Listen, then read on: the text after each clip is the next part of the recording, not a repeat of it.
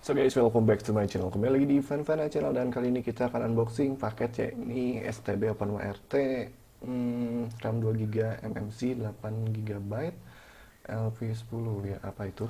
Saya kurang paham juga. Cuman ini berhubungan dengan ini ya, berhubungan dengan Huawei E5577 dengan merek brand dari Bolt ini.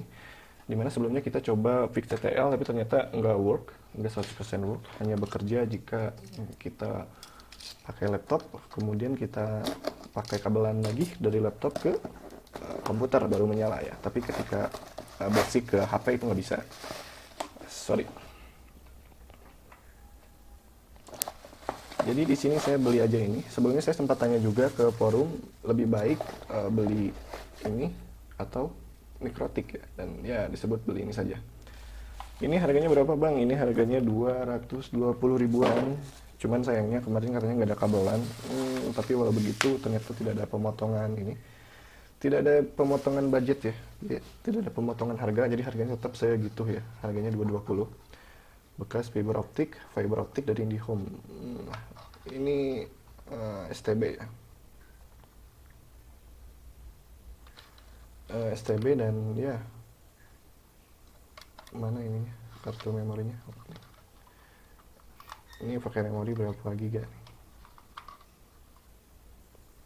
4 giga ya. Ini dan C6 ya. Ini sebenarnya cukup over budget ya.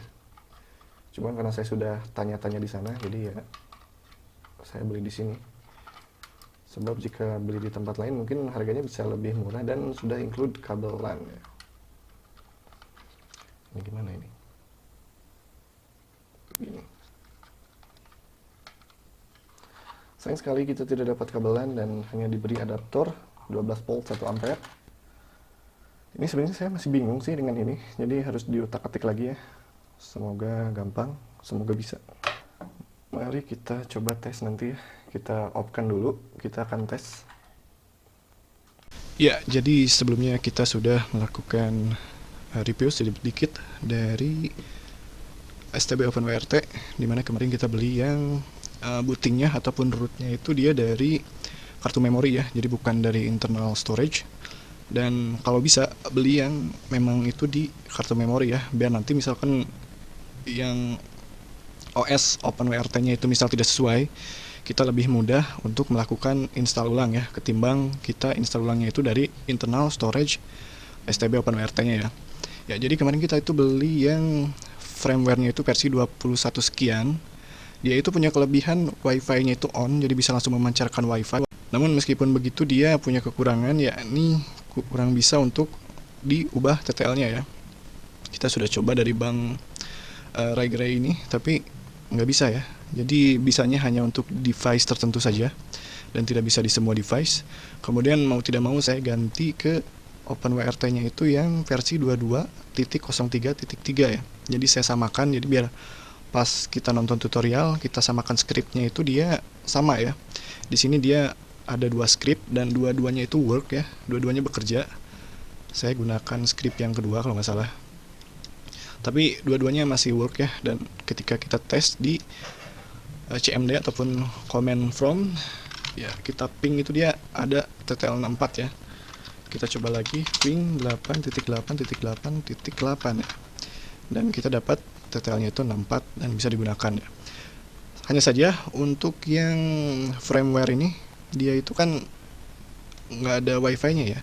Mungkin ada tapi berkasnya itu nggak ada, susah untuk dicari. Jadi saya terpaksa wifi off-kan saja ya, jadi tidak bisa memancarkan wifi.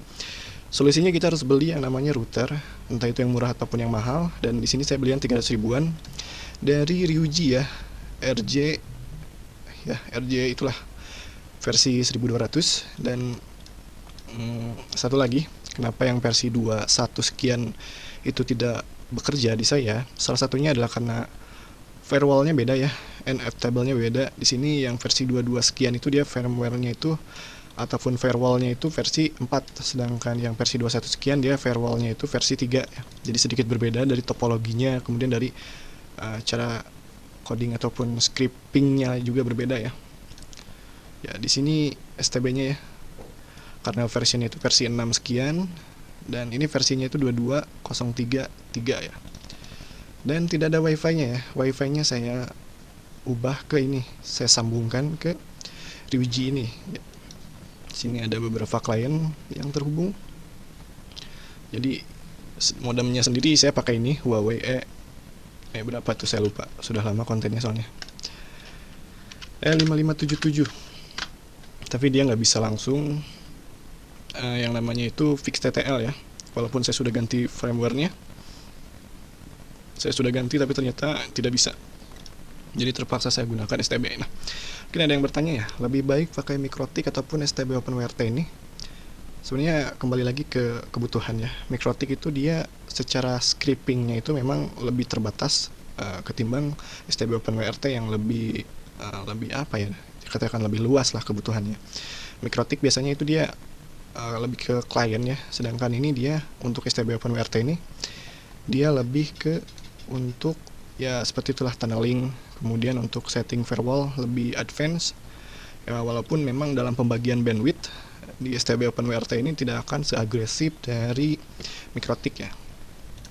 Jadi buat yang ingin beli STB OpenWRT kemudian membuat topologi untuk fix TTL di 64, saya sarankan jangan seberang beli, jangan asal murah juga. Minimal yang RAM-nya itu 2 GB, kemudian dia punya memori eksternal dan installnya itu di memori eksternal biar jaga-jaga siapa tahu nanti untuk scripting ataupun membuat script dia tidak work ya. Jadi kita bisa ganti OpenWRT-nya, versi OpenWRT-nya lebih leluasa ya. Sebab kalau di internal katanya harus routing ulang ya, dan itu lebih susah.